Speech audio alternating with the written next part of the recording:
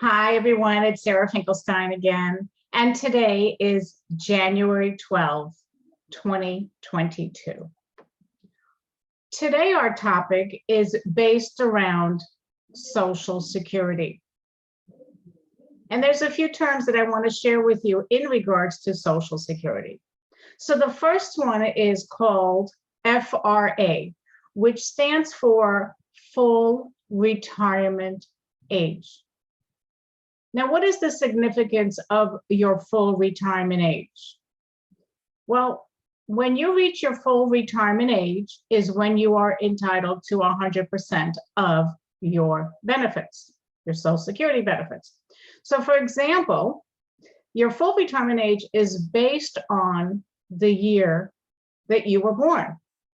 So for those people that were born between, let's see, 1943 and 1954, full retirement age is age 66.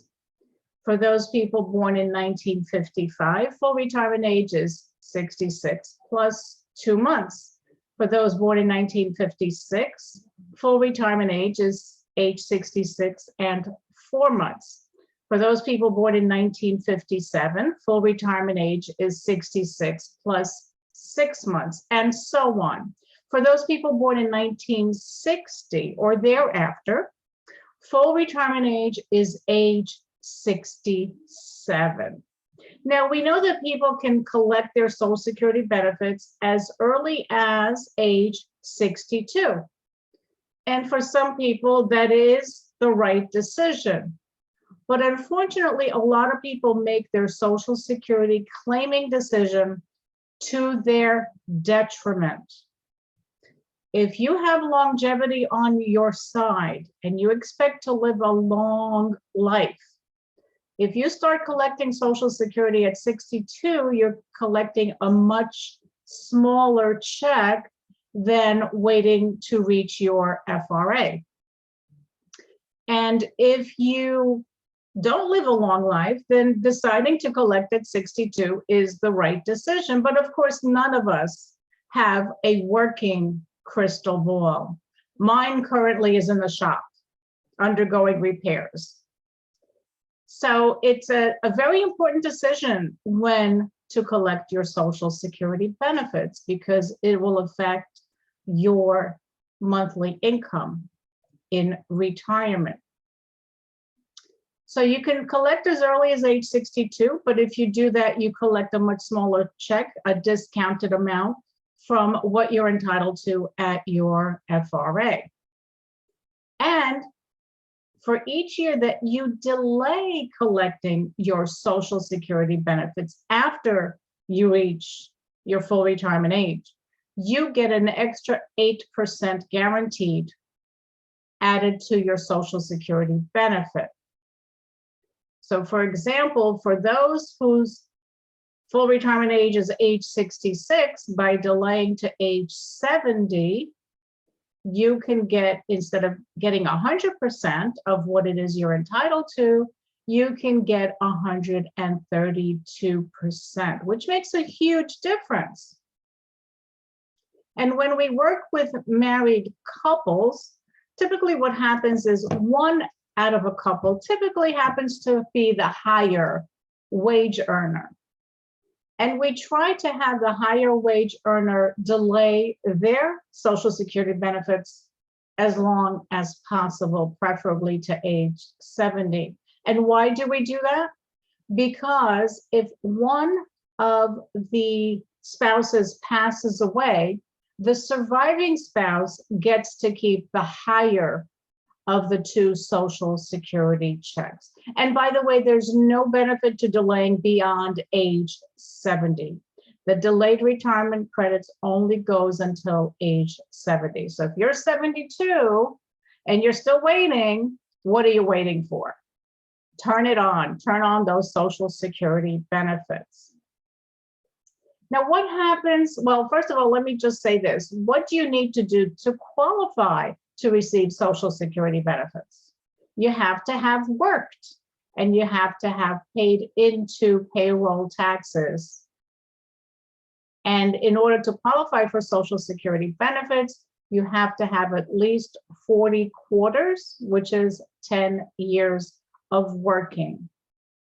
And what Social Security does is they take the greatest 35 years of your earnings record. So if you've worked for 40 years or you've worked for 45 years, they will just gather the greatest 35 years, the highest earning years, and come up with a number of what it is that they call your primary insurance amount. But what happens if your spouse has never worked? Can your spouse collect any benefits? And the answer is yes. It's called spousal benefits. So your spouse is entitled to 50% of your PIA, your primary insurance amount, at their full retirement age. Now, of course, they could start collecting it earlier, like as early as age 62, but they would be getting a smaller check. And for many people, that claiming decision of when to collect Social Security is a very important one, because there's only one redo. So once you start to collect your Social Security benefits and you've realized that you shouldn't have, you have 12 months to redo that decision, meaning that whatever you've collected within that first 12 months, you're going to give them back. And then you could restart your benefits at a later point and get more dollars every month for your Social Security benefits. Now, every year there's something called a cost of living adjustment, and that has varied around 1.5% for the last 10 or so years. But last year they announced for 2022 that the cost of living adjustment is going to be 5.9%, which is huge. So have any of you heard of the three-legged stool when it comes to retirement income? The three-legged stool says one of those legs is going to be your Social Security benefits. The second leg is your pension. And the third leg is your own personal savings, IRAs, and so on. Now, for many people, many Americans do not have a pension anymore. Those pensions have been replaced by the 401k plan. So what happens to a three-legged stool when one of those legs, the pension leg, is not there? Doesn't the stool fall over? Absolutely. So there are solutions that you could take advantage of to replace that pension leg with income. There are strategies out there to help you do that. And that's one of those areas that I help clients. So that is the three-legged stool. And if you have any questions about Social Security or retirement planning or whatever it may be, feel free to reach out to me. My number is 561-302-5760. As a registered Social Security analyst, I enjoy helping clients to maximize their Social Security benefits. Remember, if you make it into your 90s or 100 and you start collecting Social Security at 62, you've given up thousands and thousands of dollars. So make this decision with proper research and gather your information before you make this very important decision. And if you need help, I am here. Have a great day and look forward to seeing you tomorrow.